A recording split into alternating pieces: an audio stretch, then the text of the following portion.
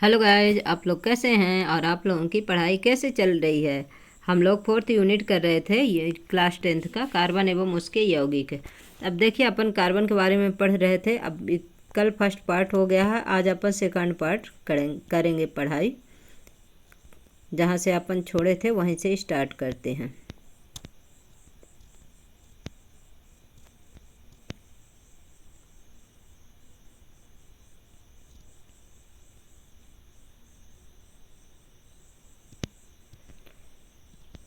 यहाँ तक हम लोगों ने कर लिया था गाइज, अब यहाँ से स्टार्ट करना है।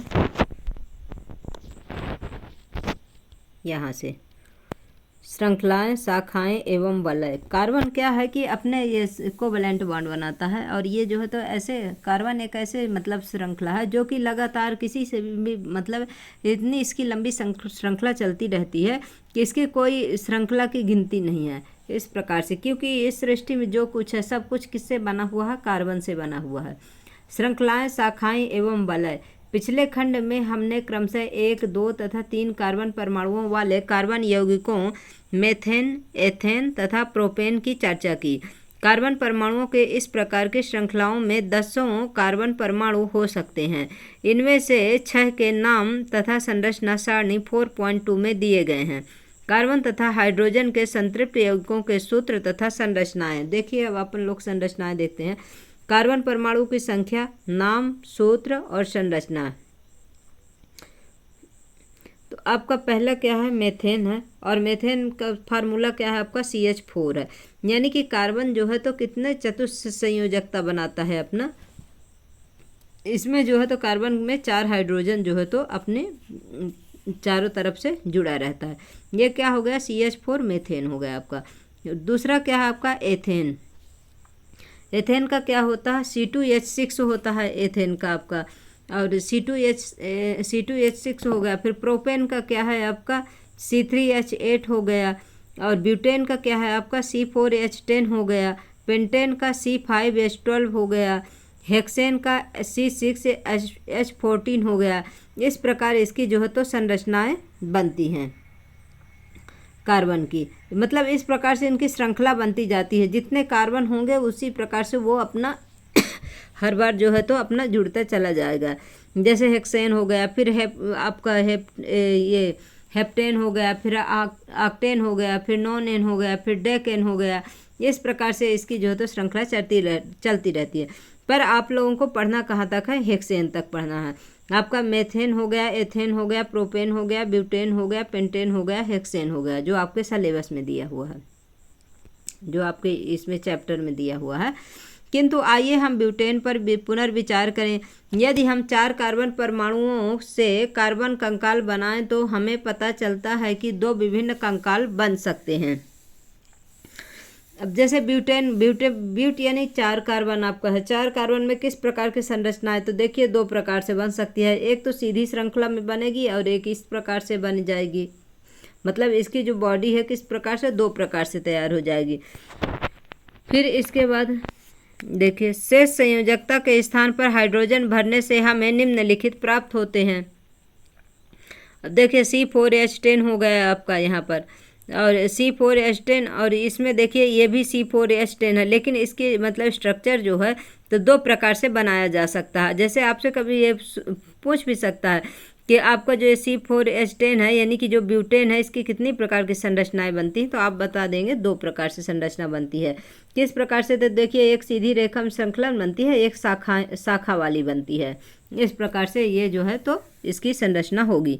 हम देखते हैं कि इन दोनों संरचनाओं में एक ही सूत्र C4H10 है, यानी कि इसकी जो बनावट है वो अलग अलग है। इसका जो स्ट्रक्चर है यानी कि संरचना जो है अलग अलग है, लेकिन फार्मूला इसका क्या होगा, C4H10 है। यानी कि 4 कार्बन और इसमें 10 हाइड्रोजन होंगे।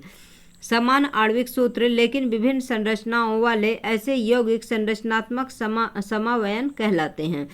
सीधी तथा शाखाओं वाली कार्बन श्रृंखलाओं के अतिरिक्त कुछ यौगिक में कार्बन के परमाणु वलय के आकार में व्यवस्थित होते हैं। यानी कि कुछ ऐसे भी आपके कार्बन परमाणु हैं जो वलय में बनेंगे। जैसे क्या है, साइक्लोहेक्सेन। साइक्लोहेक्सेन का सूत्र क्या है आपका, C6H12 है साइक्लोहेक्सेन का।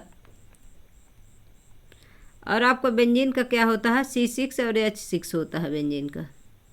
साइक्लोहेक्सेन तथा उसकी संरचना किस प्रकार से, देखिए इस प्रकार से साइक्लोहेक्सेन के मतलब ये 6 कार्बन है तो किस प्रकार से जुड़े हुए हैं, देखिए 1 2 3 4 5 6 इस प्रकार सिंगल बॉन्ड से यहाँ जुड़े हुए हैं। और इनमें क्या है, इनकी संयोजकता कंप्लीट करने के लिए इसमें जो है तो हाइड्रोजन इसके साथ साझा करेंगे।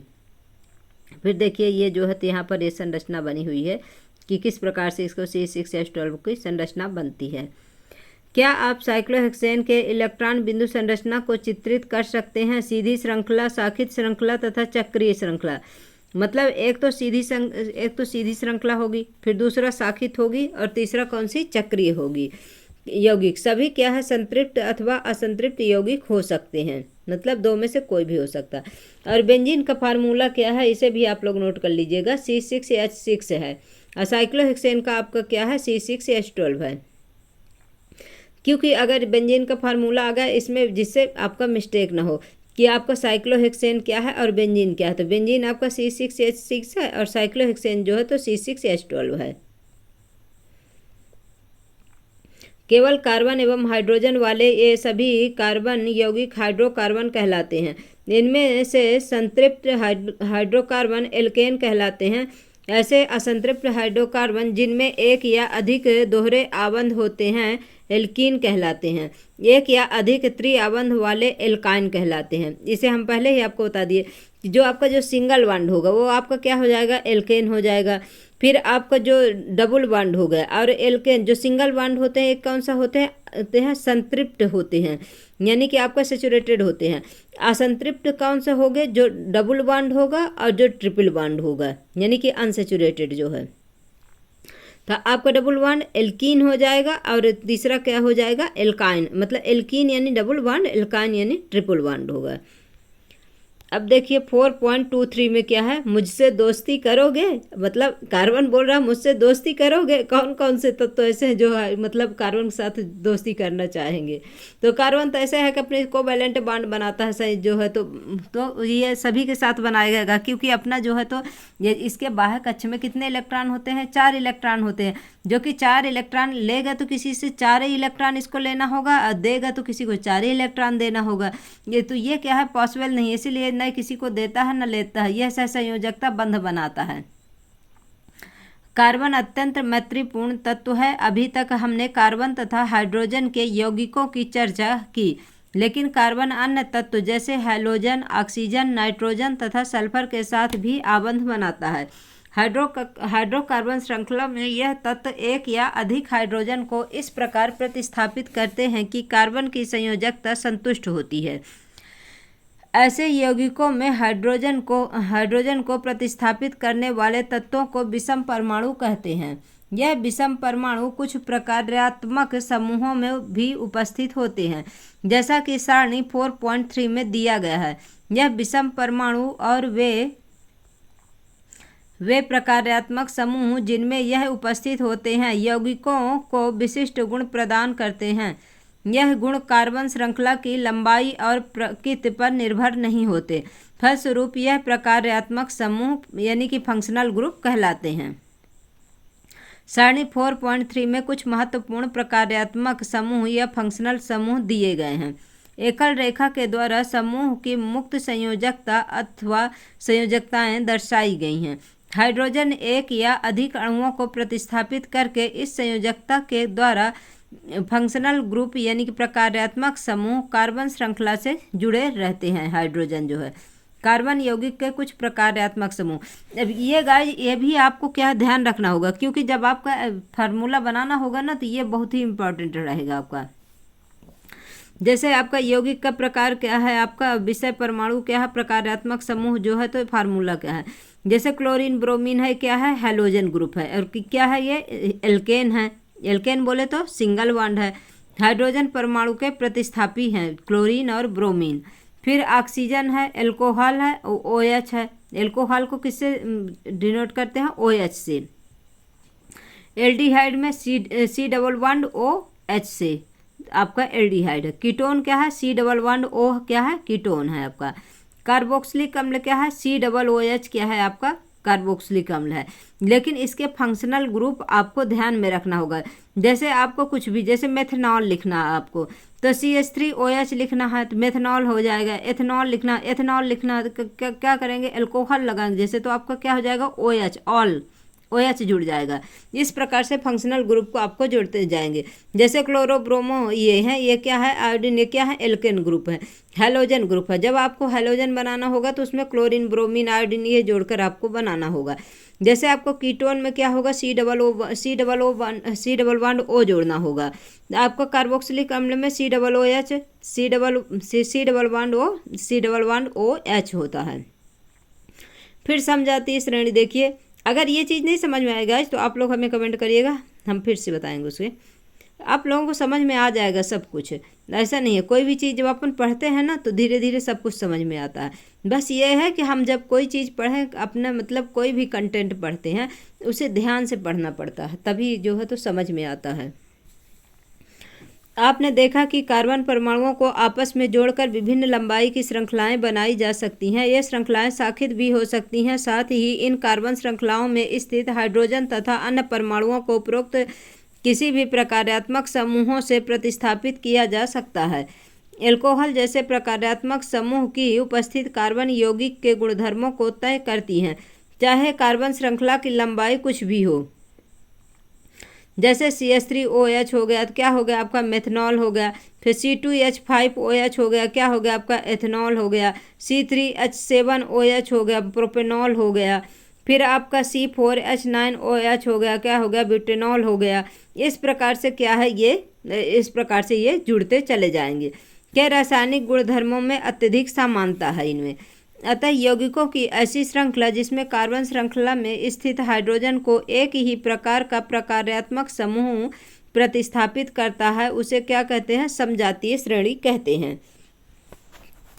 अब हम सारणी 4.2 में वर्णित समजातीय श्रेणी को देखेंगे।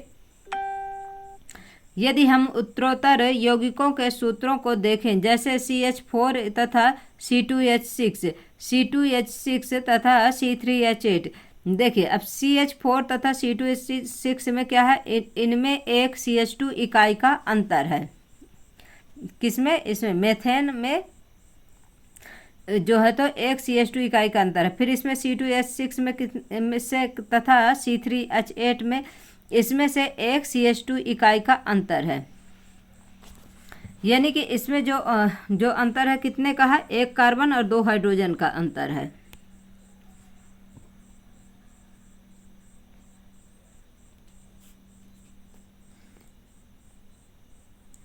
अगले युग्म प्रोपेन C3H8 तथा ब्यूटेन C4H10 में क्या अंतर है। अब इन दोनों में क्या अंतर है, प्रोपेन और ब्यूटेन में देखिए। क्या आप इन युग्मों के आणविक द्रव्यमानों में अंतर ज्ञात कर सकते हैं। कार्बन का परमाणविक द्रव्यमान 12 यूनिट है तथा हाइड्रोजन का परमाणविक द्रव्यमान कितना है, 1 यूनिट है। इसी प्रकार एल्कीनों की समजातीय श्रेणी को देखिए। श्रेणी का पहला सदस्य एथीन है, जिसके बारे में हम पहले ही अनुभाग 4.21 में अध्ययन कर चुके हैं।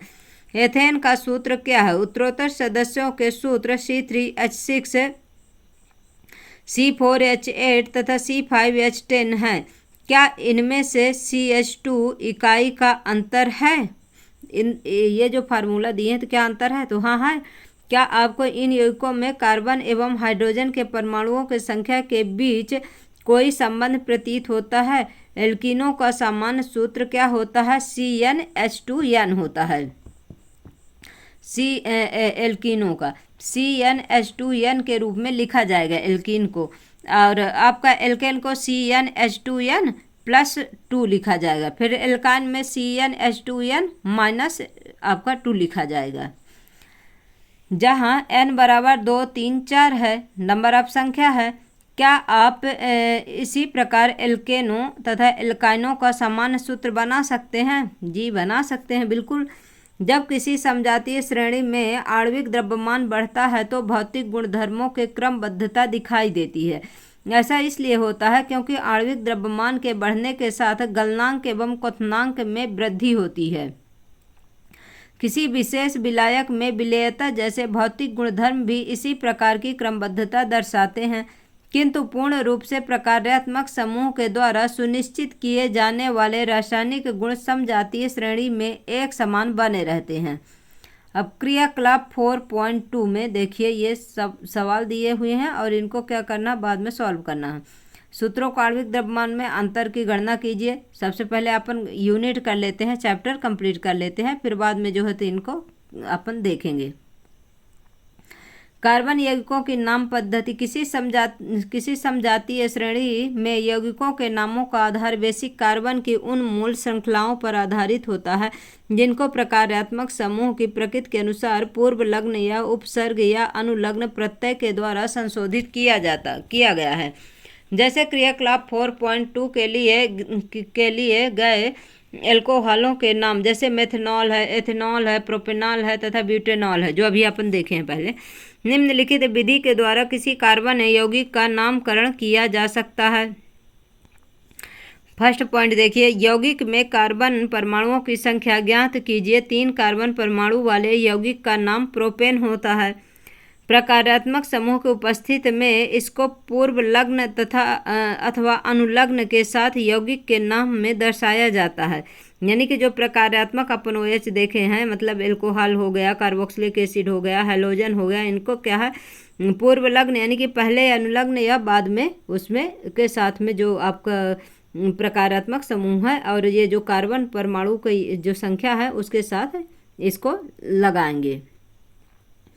अब देखिए थर्ड पॉइंट क्या है कि यदि प्रकार्यात्मक समूह का नाम अनुलग्न के आधार पर दिया जाना हो तो, तथा यदि प्रकार्यात्मक समूह के अनुलग्न का नाम स्वर A-E-I-O-U से प्रारंभ होता है तो कार्बन श्रृंखला के नाम के अंत का ई हटा करके उसमें समुचित अनुलग्न लगाकर संशोधित करते हैं। जैसे कीटोन समूह की 3 कार्बन वाली श्रृंखला को निम्नलिखित विधि के नाम से दिया जाएगा। जैसे प्रोपेन है, प्रोपेन हो गया +1 यानी प्रोपेनोन, यानी ई हटा के क्या लगा देंगे, ओन लगा देंगे, तो क्या हो जाएगा, प्रोपेन का प्रोपेनोन हो जाएगा। फिर फोर्थ पॉइंट में देखिए, असंतृप्त कार्बन श्रृंखला में कार्बन श्रृंखला के नाम में दिए गए अंतिम एन को सारणी 4.4 के अनुसार इन या आइन से प्रतिस्थापित करते हैं। जैसे द्विआबंध वाली 3 कार्बन की श्रृंखला प्रोपीन कहलाएगी तथा त्रिआबंध होने पर यह प्रोपाइन कहलाएगी। डबल बॉन्ड होगा तो इन आपका, ट्रिपल बॉन्ड होगा तो आइन आपका कहलाएगा। अब सारणी 4.4 कार्बनिक यौगिक के नाम पद्धति। यौगिक का प्रकार पूर्व लग्न अनुलग्न। उदाहरण जैसे हेलो एल्केन जो है तो पूर्व लग्न क्लोरो ब्रोमो आदि, यानी कि आपका पूर्व लग्न में क्या लग जाए, हेलोजन, मतलब हेलोजन ग्रुप जो है तो क्लोरीन ब्रोमीन आयोडीन जो है तो ये लग जाएगा। जैसे यहाँ पर जो हाइड्रोजन लिखते हैं ना, जैसे 1 2 3 आपका प्रोपेन है जैसे, तो प्रोपेन में ये तो हाइड्रोजन रहेंगे, लेकिन जब हेलोजन ग्रुप बोलेगा तो एक कोई क्लोरीन है, ब्रोमीन है, आयोडीन है, कोई ना कोई इसमें जो है हेलोजन ग्रुप जुड़ेगा, जिस प्रकार से प्रोपेन है। मतलब इस संरचना को आप क्या बोलेंगे, क्लोरोप्रोपेन बोलेंगे। फिर इसके बाद देखिए इसमें ब्रोमीन लग गया तो इसको क्या बोलेंगे, ब्रोमोप्रोपेन। क्योंकि प्रोपेन क्यों बोलेंगे, क्योंकि इसमें 3 कार्बन है और Br जुड़ गया तो यानी क्या है, हेलोजन है, तो ये क्या हो गया, ब्रोमोप्रोपेन। यानी जब लिखेंगे तो पहले फंक्शनल ग्रुप जो है उसे लिखेंगे, इसके बाद जो है तो जो दिया हुआ है एथेन मेथेन प्रोपेन फिर उसे लिख देंगे। अब देखिए हेलोजन में फिर इसमें क्या है, एल्कोहल में अनुलग्न क्या लगेगा, ऑल लगेगा। मेथनॉल जैसे एल्कोहल देखिए 1 2 3 क्या है, प्रोपेनॉल यानी 3 कार्बन है तो क्या है, प्रोपेनॉल, यानी इसमें जो है तो C3 आपका C3 हो गया आपका, और H जो है तो आपका 8 होता है, तो H8 की जगह 7 है, और यहाँ क्या है आपका, ये आपका फंक्शनल ग्रुप जुड़ गया, कौन सा, OH, ओल, इसका अनुलग्न क्या हो जाएगा, ओल, प्रोपेनॉल। एल्डिहाइड का अनुलग्न क्या है, Al है, एल्डिहाइड का क्या अनुलग्न है, Al है। तो आप जब इसको क्या करेंगे, लिखेंगे तो किस प्रकार से लिखेंगे, आपका C3 हो गया और H जो है तो आपका H आपका कितने हो गया, 1 2 3 4 5 6, H6 हो गया, और यहाँ डबल बॉन्ड O जुड़ गया, तो ये क्या हो गया आपका, प्रोपेनॉल हो गया। एल्डिहाइड प्रोपेनॉल हो गया, प्रोपेनॉल, ऑल, प्रोपेनल। फिर कीटोन हो गया, कीटोन में क्या है, आल किस में लगता है, एल्डिहाइड में लगता है अनुलग्न। कीटोन में क्या लगता है, ओ यानी ओन लगता है, तो क्या हो गया, ये प्रोपेनोन हो गया। कीटोन का क्या, C+1O होता है फंक्शनल ग्रुप।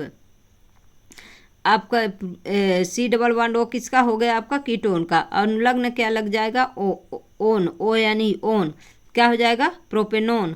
कार्बोक्सिलिक अम्ल का क्या है, oic acid, carboxylic acid, oic acid, तो क्या हो गया ये, प्रोपेनोइक एसिड। प्रोपेनोइक यानी प्रोपेन तो है ही है, और ये जुड़ गया आपका कार्बोक्सिलिक, C+1OH, क्या हो गया, प्रोपेनोइक एसिड हो गया, ये प्रोपेनोइक एसिड हो गया। इसके बाद एल्कीन है, एल्कीन का क्या लगेगा, एल्कीन में ई यानी ईन लगेगा। जैसे कि क्या हो गया आपका, प्रोपीन हो गया। इधर देखिए C3 हो गया, C∠H, फिर डबल बॉन्ड CHH, क्या हो गया, प्रोपीन। ईन, ईन यानी डबल बॉन्ड, एल्कीन, ई यानी ईन, प्रोपीन यानी डबल बॉन्ड आपका। एल्काइन, आइन यानी ट्रिपल बॉन्ड हो जाएगा आपका। वाई यानी इसका क्या है, अनुलग्न है, आइन, आइन, वाई यानी क्या है, आइन। प्रोपाइन, इसे क्या बोलेंगे, प्रोपाइन। 3 कार्बन है इसलिए प्रोपाइन, 3 कार्बन है इसलिए प्रोपेन, तो प्रोपेन में ये ट्रिपल बॉन्ड हो गया तो क्या हो जाएगा, आइन हो जाएगा। और ये प्रोप तो है ही है, और इसमें डबल बॉन्ड है तो क्या हो जाएगा, ईन हो जाएगा। इस प्रकार से ई यानी से एल्कीन, ईन को, आइन को वाई यानी आइन से डिनोट करते हैं। फिर एक क्वेश्चन है गाइज, क्वेश्चन तो बाद में कराऊंगी चैप्टर कंप्लीट होने के बाद।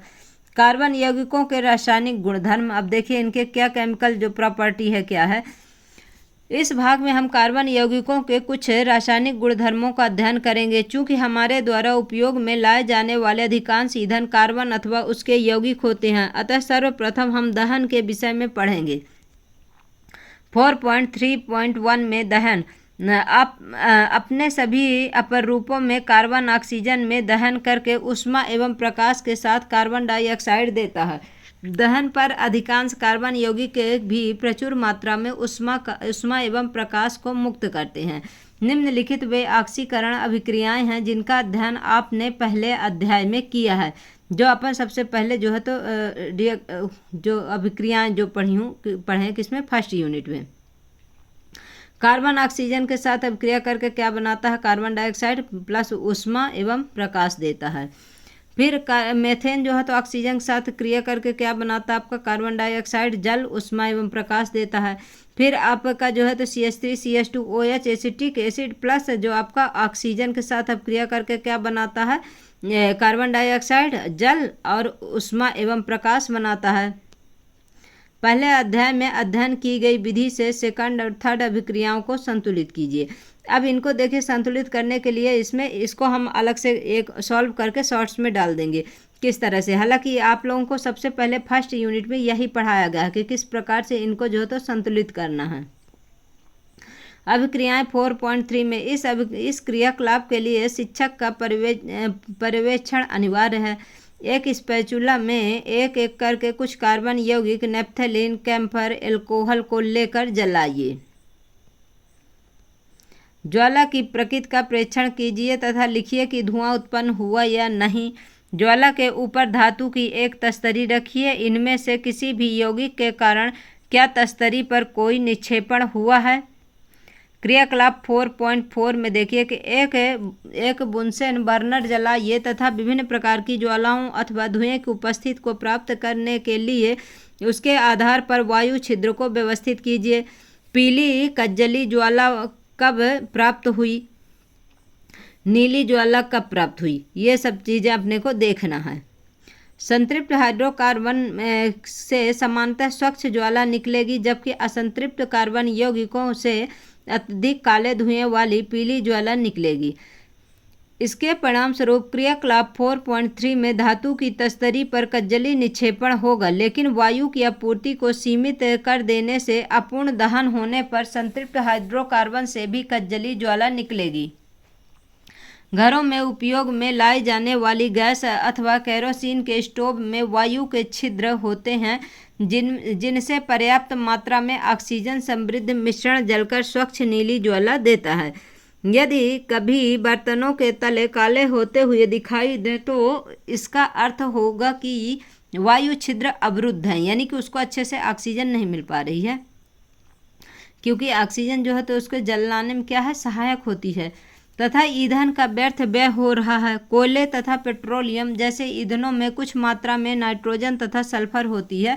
इनके दहन के फलस्वरूप सल्फर तथा नाइट्रोजन के ऑक्साइड का निर्माण होता है, जो पर्यावरण में प्रमुख क्या है, प्रदूषण है आपका, सल्फर और नाइट्रोजन के ऑक्साइड।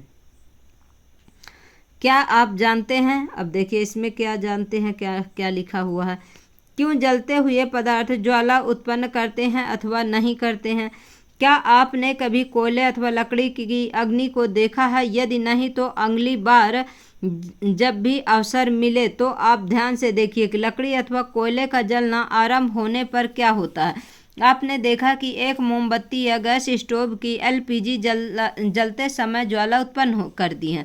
यद्यपि आप देखेंगे कि अंगीठी में जलने वाला कोयला या तारकोल कभी कभी लाल रंग के समान उज्जवल होता है तथा बिना ज्वाला के ऊष्मा देता है। ऐसा इसलिए होता है क्योंकि केवल गैसीय पदार्थों के जलने पर ही ज्वाला उत्पन्न होती है। लकड़ी या तारकोल जलाने पर उपस्थित वाष्पशील पदार्थ वाष्पीकृत हो जाते हैं तथा आरंभ में ज्वाला के साथ जलते हैं। गैसीय पदार्थों के परमाणुओं को ताप देने पर एक दीप्त ज्वाला दिखाई देती है तथा उज्ज्वल होना आरंभ करती है। प्रत्येक तत्व के द्वारा उत्पन्न रंग उस तत्व का अभिलाक्षणिक गुण है। गैस स्टोव की ज्वाला में तांबे के तार को जलाने का प्रयास कीजिए तथा इसके रंग का प्रेक्षण कीजिए। आपने देखा कि अपूर्ण दहन से कज्जल उत्पन्न होता है, यानी कि कार्बन उत्पन्न होता है। जो कार्बन होता है, इसके आधार पर आप मोमबत्ती के पीले रंग की ज्वाला का क्या कारण बताएंगे? फिर इसको देखिए, कोयले तथा पेट्रोलियम का निर्माण। कोयले तथा पेट्रोलियम का निर्माण जैव मात्रा से हुआ है, जो विभिन्न जैविकीय तथा भूवैज्ञानिक प्रक्रियाओं पर निर्भर करते हैं। कोयला लाखों वर्ष पुराने वृक्षों, फर्न तथा अन्य पौधों का अवशेष है। संभवतः भूकंप अथवा ज्वालामुखी फटने के कारण ये धरती में चट्टानों की परतों के नीचे दब गए थे तथा धीरे धीरे क्षय होकर एक कोयला बन गए। तेल तथा गैस लाखों वर्ष पुराने छोटे समुद्री पौधों तथा जीवों के अवशेष हैं। उनके मृत होने पर उनके शरीर समुद्र तल में डूब गए तथा गाद से ढक गए। उन मृत अवशेषों पर बैक्टीरिया के आक्रमण से प्रबल दाब के कारण तेल तथा गैस का निर्माण हुआ, यानी कि जो जीव जंतु नीचे दब गए थे उन्हीं से जो है पेट्रोलियम का आपका निर्माण हुआ है। इसी बीच गाद धीरे धीरे दबकर चट्टान बन गया। चट्टान के छिद्रित भागों से तेल तथा गैस का रिसाव हुआ और ये पानी में स्पंज की तरह फंस गए। क्या आप अनुमान लगा सकते हैं कि कोयले तथा पेट्रोलियम को जीवाश्मी ईंधन क्यों कहते हैं? क्योंकि जीवों के मरने से, जीवों के कई हजारों साल दबने की वजह से जो ये आपका ये बनता है, जो आपको पेट्रोलियम है और ये आपका कोयला है, इसलिए जो है तो इसे क्या बोलते हैं, जीवाश्म ईंधन भी कहते हैं। क्रियाकलाप आपका 4.5 में ऑक्सीकरण देखिए। 4.3.2 में क्या है, 4.5, एक परख नली में लगभग 3 ml एथेनॉल लीजिए तथा इसे जल उष्मक में सावधानी से गर्म कीजिए। इस विलयन में क्षारीय पोटेशियम परमैंगनेट का 5% एक एक बूंद करके डालिए। डालने पर आरंभ में क्या पोटेशियम परमैंगनेट का रंग बना रहता है? अधिक मात्रा में डालने पर पोटेशियम परमैंगनेट का रंग लुप्त क्यों नहीं होता? प्रथम अध्याय में आपने ऑक्सीकरण की अभिक्रियाओं का अध्ययन किया। दहन करने पर कार्बन यौगिकों को सरलता से ऑक्सीकृत किया जा सकता है। इस पूर्ण ऑक्सीकरण के अतिरिक्त ऐसी अभिक्रियाएं भी होती हैं जिनमें अल्कोहल को कार्बोक्सिलिक अम्ल में बदला जाता है। CH3CH2OH जो है तो आपका क्षारीय KMnO4 प्लस उष्मा और अम्लीकृत पोटेशियम डाइक्रोमेट के साथ प्लस उष्मा, तो क्या बनता है आपका, कार्बोक्सिलिक अम्ल बनता है। CH3COOH बनेगा आपका। हम देखते हैं कि कुछ पदार्थों में अन्य पदार्थों को ऑक्सीजन देने की क्षमता होती है। इन पदार्थों को क्या बोलेंगे, ऑक्सीकारक कहा जाता है। क्षारीय पोटेशियम परमैंगनेट अथवा अम्लीकृत पोटेशियम डाइक्रोमेट एल्कोहलों को अम्लों में ऑक्सीकृत करते हैं, अर्थात ये आरंभिक पदार्थ में ऑक्सीजन जोड़ते हैं, अतएव उनको ऑक्सीकारक कहते हैं। 4.33 में संकलन अभिक्रिया क्या है? पैलेडियम अथवा निकेल जैसे उत्प्रेरकों की उपस्थिति में असंतृप्त हाइड्रोकार्बन हाइड्रोजन जोड़कर संतृप्त हाइड्रोकार्बन देते हैं। उत्प्रेरक वे पदार्थ होते हैं जिनके कारण अभिक्रिया भिन्न दर से आगे बढ़ती है, जो अभिक्रिया को प्रभावित नहीं करते। निकल उत्प्रेरक का उपयोग करके साधारण वनस्पति तेलों के हाइड्रोजनीकरण में इस अभिक्रिया का उपयोग होता है। यानी कि जो आपको वनस्पति तेल बनते हैं उसमें कौन सी प्रोसेस होती है? हाइड्रोजनीकरण होता है। वनस्पति तेलों के साधारणतः लंबी असंतृप्त कार्बन श्रृंखलाएं होती हैं, जबकि जंतु वसा में संतृप्त कार्बन श्रृंखलाएं होती हैं। तो आपका ये ये क्या है? ईथर, मतलब RRR है और C11C। ये क्या करेगा? निकल के उत्प्रेरक है और हाइड्रोजन गैस है, इसमें निकल उत्प्रेरक का काम करती है और हाइड्रोजन गैस का काम करती है। तो आपको क्या बनाता है? संतृप्त कार्बन की श्रृंखलाएं बनाता है, यानी कि सिंगल बॉन्ड बनाता है ये। आपने देखा होगा कि कुछ विज्ञापनों में कहा जाता है कि वनस्पति तेल स्वास्थ्यवर्धक होते हैं। साधारणतः जंतु वसा में संतृप्त वसा अम्ल होते हैं, जो स्वास्थ्य के लिए हानिकारक माने जाते हैं। भोजन पकाने के लिए असंतृप्त वसा अम्लों वाले तेलों का उपयोग करना चाहिए, यानी कि जब आप भोजन बनाते हैं उसमें कौन सा तेल यूज करना चाहिए था? असंतृप्त वसा वाला।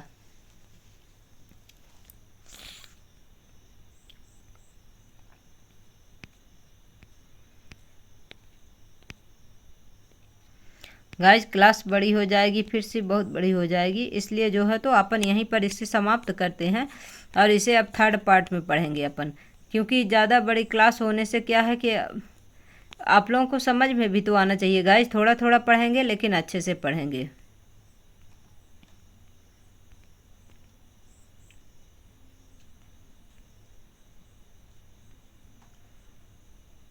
अपन नेक्स्ट डे थर्ड पार्ट में कहाँ से पढ़ेंगे? प्रतिस्थापन अभिक्रिया 4.34 से स्टार्ट करेंगे। गाइज हमारी क्लास आप लोगों को कैसी लगती है? आप लोग जो भी लोग देखते हैं, आप लोग हमें मोटिवेट होता है, लाइक किया करिए, लाइक करिए, सब्सक्राइब करिए, शेयर करिए। Thank you so much guys.